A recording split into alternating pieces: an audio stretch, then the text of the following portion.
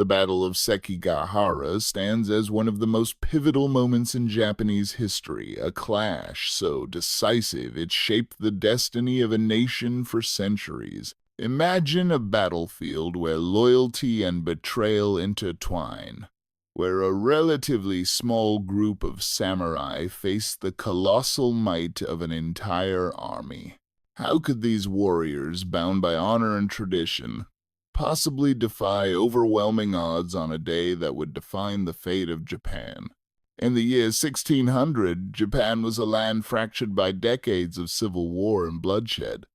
The power vacuum left by the death of Toyotomi Hideyoshi, a unifier of the realm, plunged the country into chaos once again.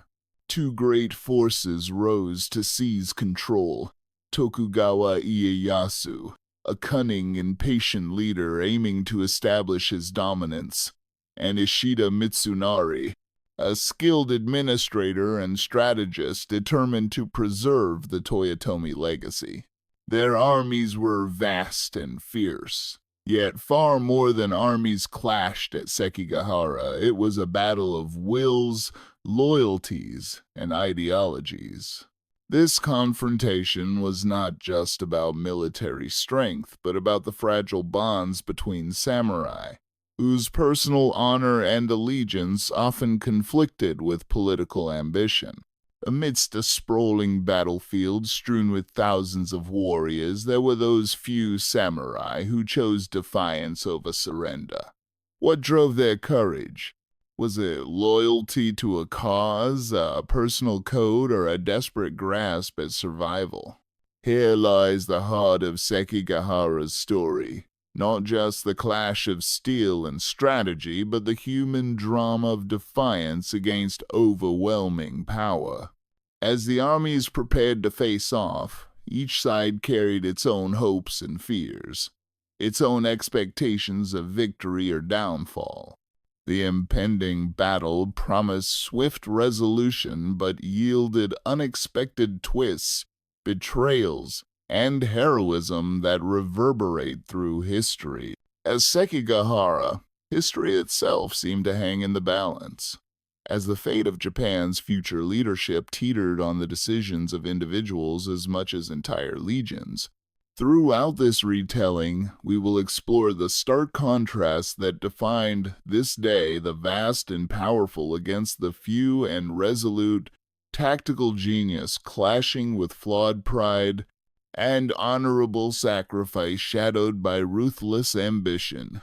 Together, these elements weave a narrative that transcends a mere historical event to delve into timeless questions about power, loyalty, and fate. In retelling Sekigahara, the greatest samurai battle ever fought, the central question remains: how did a band of warriors defy not just an army, but history itself? This story is not simply about the clash of forces, but about what happens when courage confronts the impossible. Prepare to journey back to a moment where every sword stroke, every whispered oath, and every broken promise shifted the path of an entire nation. To understand the Battle of Sekigahara, we must first step back into the late Sengoku period, an era marked by relentless conflict and shifting alliances. For more than a century, Japan was ravaged by civil war, a fracturing of power among competing warlords known as daimyo. Each sought to expand their territory and influence, dragging the country into seemingly endless chaos. This era, often called the Age of Warring States, was defined by brutal battles, betrayals, and an ever-changing political landscape. Amid this turmoil arose Toyotomi Hideyoshi, an extraordinary leader who emerged from humble origins to unite much of Japan under his authority. Through a combination of military genius and political savvy, Hideyoshi brought an unprecedented peace, albeit a fragile one. Yet, as with many great unifiers before him, his death left a yawning power vacuum, uncertain succession, and rivalries resuming their deadly dance.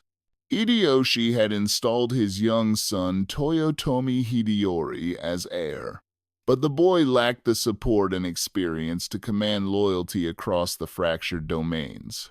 In his stead, two powerful factions jockeyed for supremacy, embodying the tension between continuity and change. On one side stood Tokugawa Ieyasu, a shrewd and patient daimyo who had long been a cautious ally under Hideyoshi. Tokugawa controlled significant lands and armies in eastern Japan and had steadily built alliances over decades, positioning himself as a potential ruler who promised stability. His ambition was clear: to establish a new shogunate consolidating power under his family's control. Opposing him was Ishida Mitsunari, a loyal retainer of Toyotomi Hideyoshi and a master administrator.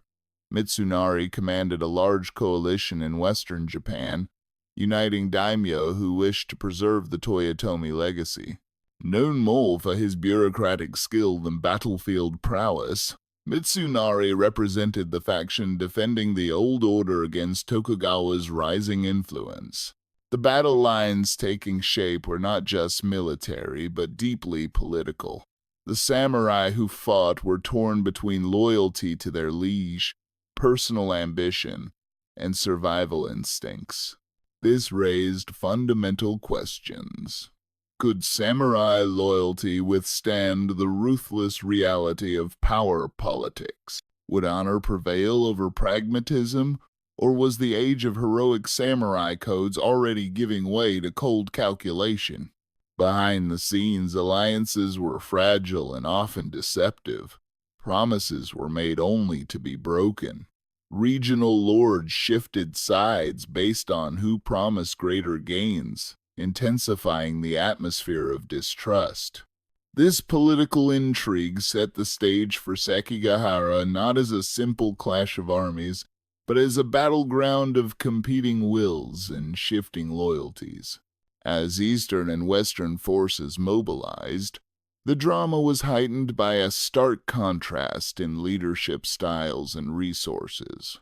Tokugawa's forces, disciplined and battle-hardened, combined strategic patience with calculated moves, while Ishida's coalition struggled with internal divisions and occasional overconfidence. These contrasting strengths and weaknesses foreshadowed the unpredictable nature of the conflict. In this context of turmoil, Sekigahara became more than a single battle. It was a final reckoning for Japan's fractured soul. A moment when centuries of violence, political ambition, and samurai ideals collided. The outcome would not only determine who ruled, but also define the future direction of Japanese society, governance, and military tradition. By grounding this story in the turbulent Sengoku period's complexity, where fierce ambition and samurai loyalty fought for dominance, the stage is set for exploring how Sekigahara unfolded. It was a clash where honor met ruthless ambition, where the fate of individuals was inseparable from the fate of a nation descending toward a new era. The months leading to Sekigahara witnessed a delicate and volatile dance of alliances, betrayals, and strategic posturing that turned an already tense peace into a powder keg ready to explode. As Japan reeled from the death of Toyotomi Hideyoshi, factions sharpened their knives, not only swords, for the decisive moment when control of the nation would be claimed. On the surface, the Western Army led by Ishida Mitsunari seemed the stronger force. Their coalition included many powerful daimyo loyal to the Toyotomi legacy, swelling their ranks with troops and resources across Japan's vast western provinces. Ishida, though better known as a bureaucrat, had exacting attention to discipline and formed alliances that brought together a wide range of samurai, merchants, and local leaders. This apparent strength gave the Western forces confidence and a sense of rightful authority to protect the Toyotomi heir and keep Japan united under their banner. Yet beneath this exterior of strength lurked cracks and divisions. Many within the coalition harbored resentment toward Ishida's leadership style. Frustrated by his rigid control and lack of battlefield charisma, a few powerful daimyo, such as Kobayakawa Hideaki, oscillated between loyalty and self-interest, their true intentions murky and unreliable. Some were waiting for the right moment to shift allegiances, anticipating which side would offer greater rewards. This fracturing loyalty would soon prove pivotal. Meanwhile, Tokugawa Ieyasu's Eastern Army, though appearing smaller and less united, was anything but weak. Tokugawa had long mastered the art of patience and cunning.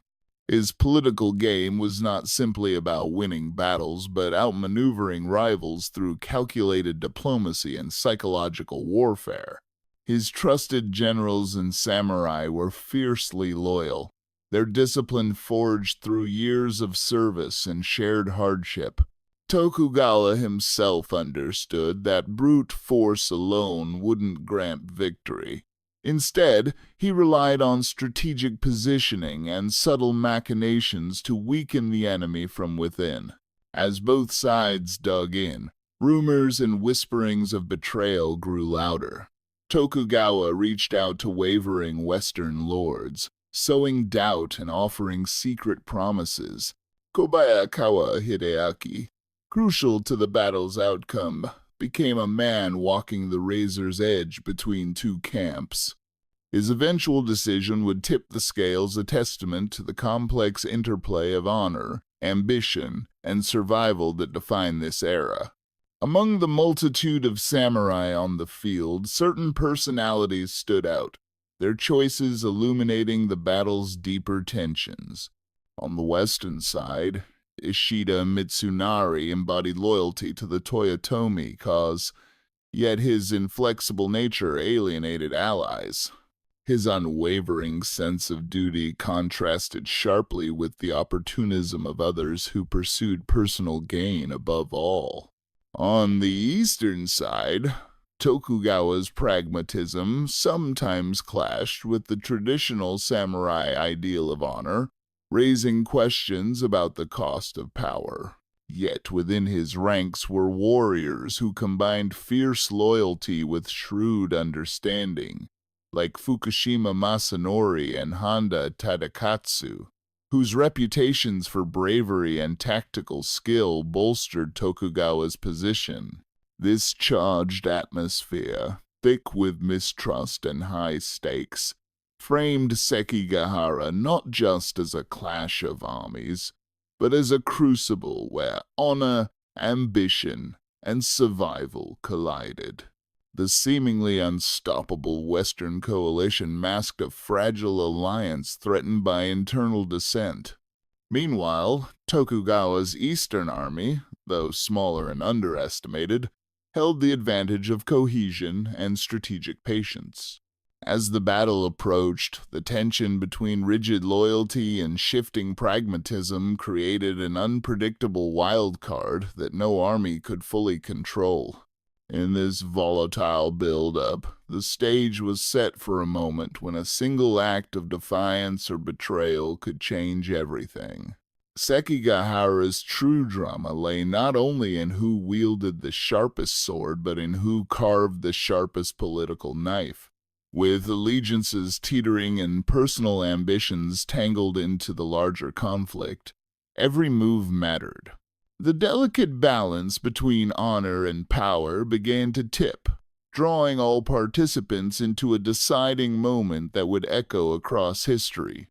The 21st of October 1600 dawned cold and clear over the mist-clad fields near the village of Sekigahara.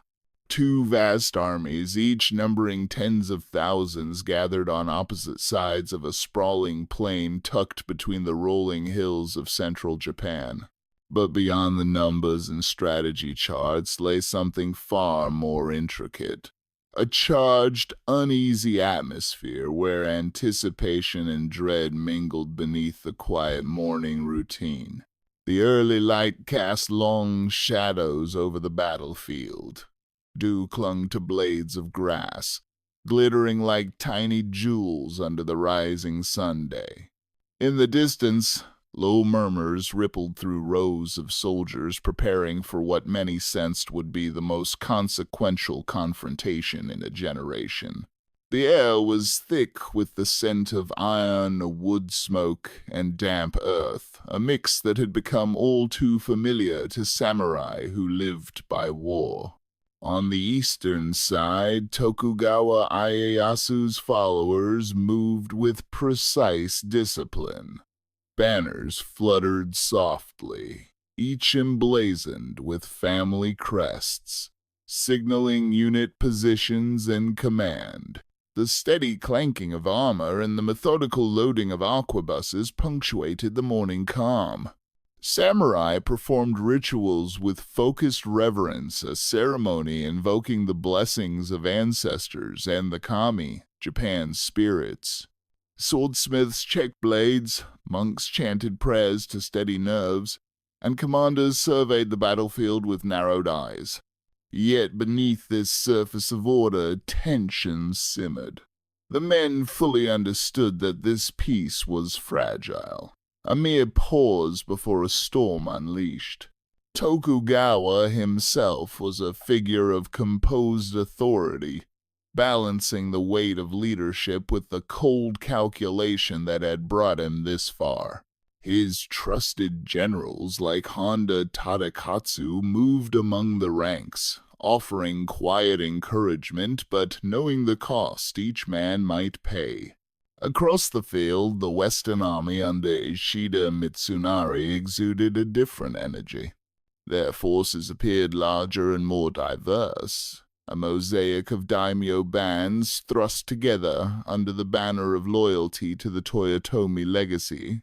The air hummed with a mixture of confidence and underlying doubt. Western samurai prepared with equal ritualistic solemnity, but in some quarters the cohesion seemed tenuous. Commanders faced subtle glances of suspicion from subordinate leaders unsure of one another's resolve. Amid the western ranks, Kobayakawa Hideaki's soldiers lined up with a quiet uncertainty. Their loyalty was the subject of whispered speculation, a known wild card in a battlefield ruled as much by politics as by swordsmanship. The samurai mind, steeped in honor and tradition, was now shadowed by concealed agendas and the recognition that power could sway decisively at unexpected moments. The land itself seemed to hold its breath.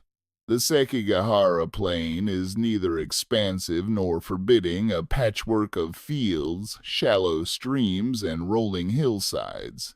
Yet on this day those familiar contours became a stage for fate.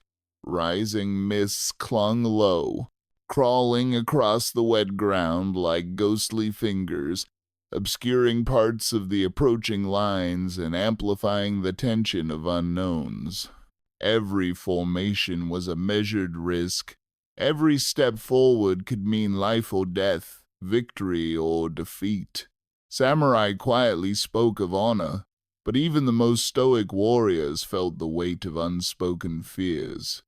What if an ally faltered? What if command decisions turned to disaster?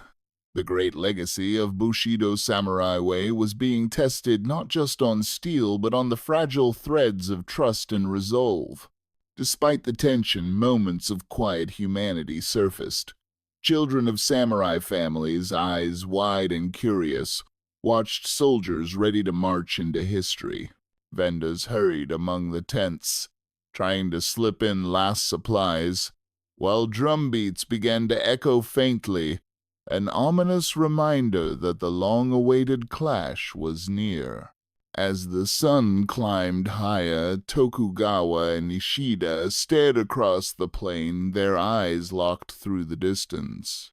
This was not only a battle of armies but of ideologies, a collision between a vision of a new order and the last stand of an old regime. The calm of the morning belied the violence to come, but in every movement, every whispered prayer, one truth was clear. The tide of history was about to turn. In this tense, fragile dawn, the samurai who would soon defy an entire army took their places. The stage was set for a day of thunder, courage, and irrevocable change. The battle that followed would not only reshape Japan's destiny, but challenge what it meant to fight with honor under impossible odds. As the first light of morning spilled over the Sekigahara plain, tension exploded into violence. The battle was joined not with a thunderous roar, but a sudden flurry of arrows and the clashing of steel. Both armies surged forward, disciplined formations meeting chaotic skirmishes where individual valor and split-second decisions shaped the unfolding conflict. Tokugawa Ieyasu's Eastern Army advanced in tight, disciplined lines. Months of careful preparation bore fruit in their coordinated movements. Tactical formations designed to adapt rapidly amidst the unpredictable tide of battle. Samurai in shining armor moved with an almost mechanical precision, backed by ranks of Ashigaru foot soldiers wielding spears and early firearms, firing volleys in measured rhythm. Their commanders signaled intentions with flags and whistles, weaving a complex dance of attack and defense across the field. On the opposite side, Ishida Mitsunari's Western Army responded with equal determination but a less unified front. While many units fought valiantly, deep fissures within their alliance began to show. Some daimyo hesitated, caught between loyalty and self-preservation. Battles quickly devolved into chaotic skirmishes where individual samurai seized fleeting opportunities. Within this turmoil, acts of remarkable bravery and cunning emerged, moments that would echo through history. Among the eastern ranks, Honda Tadakatsu stood out, a towering figure known as one of Tokugawa's fiercest warriors. Mounted on his legendary black horse, his presence alone inspired his men. He charged boldly into the fray, cutting through enemy lines with unwavering resolve. His actions contrasted sharply with the Western forces' wavering cohesion, offering a striking example of discipline and morale underpinning Tokugawa's strategy. Meanwhile, on the western side, samurai such as Shima's Saken displayed fiery tenacity. Shima's tactical ingenuity allowed his forces to hold key positions against overwhelming pressure, maneuvering through confusion with lightning speed. His skillful command turned moments of chaos into brief turning points, fueling hope for the Western cause amid mounting difficulties. Yet the battlefield was far from a contest of mere discipline versus chaos. The struggle was a complex interplay of strategy, terrain, and human will. Streams and wooded hillsides around Sekigahara became tactical obstacles and opportunities. Units scrambled to seize advantageous ground, shifting the battle line like the ebb and flow of a storm-tossed sea. These shifting fortunes were underscored by the unpredictable actions of critical players whose decisions would shape the day. Kobayakawa Hideaki's contingent sat ominously on a small hill, a silent threat on the western flank. Their hesitation and potential defection cast a shadow over the Western Army's morale. As arrows darkened the sky and steel met steel, all eyes were on this wavering force. Amid the swirling violence, the distinction between personal valor and the brutal machinery of war grew stark. Tales emerged of individual samurai defying overwhelming odds, charging enemy ranks alone, rescuing comrades beneath hailstorms of bullets, or turning tactical retreats into counterattacks. Their courage lent a human pulse to the grand strategies at play. But battle is never predictable. As Tokugawa's generals capitalized on a coordinated push, fragmented Western units found themselves isolated and vulnerable. The strain of internal mistrust began to unravel the Western Front, where hesitation often proved as deadly as enemy swords. The psychological pressure built as whisperings of betrayals spread like wildfire.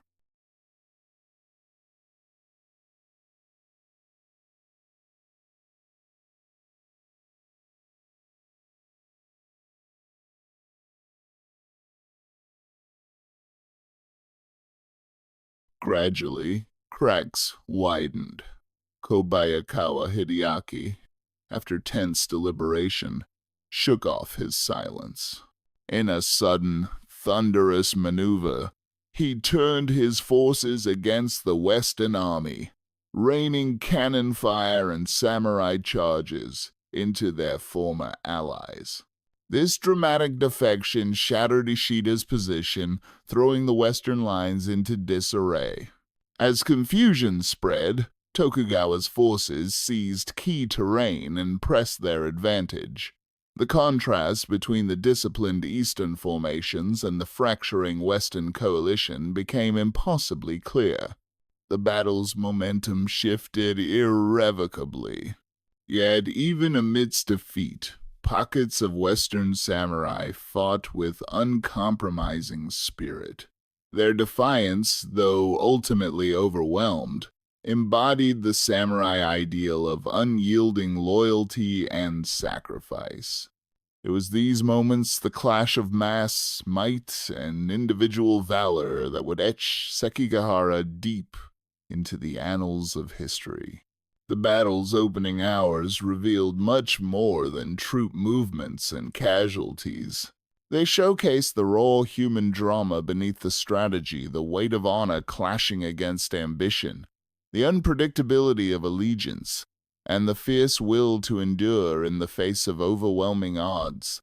In this crucible, Sekigahara transformed from a mere military encounter to a defining moment where courage, cunning, and chaos collided. The stage was set for the decisive climax that would determine Japan's future, forever marking the day when samurai defied an entire army. As the Battle of Sekigahara raged into its crucial hours, it became painfully clear that this would not be won by sheer numbers or brute force alone. Beneath the clamor of swords and the thunder of cannon, an invisible battle of loyalty and betrayal was being fought, one that would decide the fate of Japan. At the very heart of this shadow war was Kobayakawa Hideaki, a powerful but wavering daimyo whose decision to switch sides sent shockwaves through both armies and altered the course of history. Hideaki's role on the battlefield was a testament to the fragile nature of alliances in this era. Formerly aligned with the Western Army under Ishida Mitsunari, Hideaki commanded a critical position on Mount Matsuo, overseeing the relative vulnerability of the western flank. Yet his allegiance was far from solid. For weeks before the battle, Tokugawa Ieyasu had courted Hideaki with subtle diplomacy, promising rewards and increased power in a new order should he betray Ishida. This silent tension between loyalty and self-interest hung heavy over the battlefield, a powder keg waiting to ignite. As the fighting intensified, Western commanders grew anxious. Repeated attempts to urge Kobayakawa into action went unanswered. His troops waited motionless on the hill, neither advancing nor retreating, creating a gaping hole in the western line. Ishida Mitsunari's frustration turned to desperation as the absence of Hideaki's support began tipping tactical balances in favor of the East. The psychological strain of this indecision affected both armies. For the Western soldiers, uncertainty gnawed at morale. Was their cause doomed by unseen betrayal? For the Eastern side, hope flickered that victory could come not just from battlefield valor, but cunning manipulation. Then came the decisive moment. In a dramatic, almost cinematic turn, Tokugawa's forces opened heavy artillery fire on Mount Matsuo, targeting Hideaki's position with calculated ferocity. Some historians suggest this bombardment pressured Hideaki to act, while others see it as a deliberate ploy by Tokugawa to provoke the betrayal he had long anticipated. Whatever the cause, Kobayakawa finally moved. With a clangor of cannon still echoing, he led his samurai down the hill no longer as a Western ally, but charging fiercely against their former comrades. This sudden defection shattered Western lines. Shock rippled through Ishida's ranks as trusted soldiers turned their weapons inward. The chaos that followed was catastrophic. The tide of battles shifted instantly, underscoring the fragile and transient nature of trust in war. Where once Western forces held ground with confidence, suspicion and confusion now spread like wildfire. Some daimyo panicked, their forces collapsing amid the turmoil. Others fought desperately to regroup, but the momentum was lost. This turning point was more than military, it was deeply symbolic. It contrasted the rigid loyalty that had defined samurai honor with the harsher reality of political survival. Kobayakawa's betrayal exemplified how personal ambition and self-preservation often trumped ideals, especially when the stakes reached epic proportions. Meanwhile, Tokugawa's leadership shone brilliantly through this tempest. His long game of patient diplomacy and psychological warfare paid off spectacularly. Rather than relying solely on battlefield valor, he exploited the cracks in the enemy's alliance, using treachery as a weapon. His calm command amid the unfolding chaos rallied his generals and soldiers alike, transforming potential confusion into decisive action. Even Ishida Mitsunari's response highlighted the battle's profound drama. Despite facing collapse, he refused to abandon honor or hope. Leading from the front, Ishida rallied loyal samurai, making desperate stands that slowed Tokugawa's advance. His courage, though ultimately insufficient, crystallized the conflict's emotional core. A clash not only of armies, but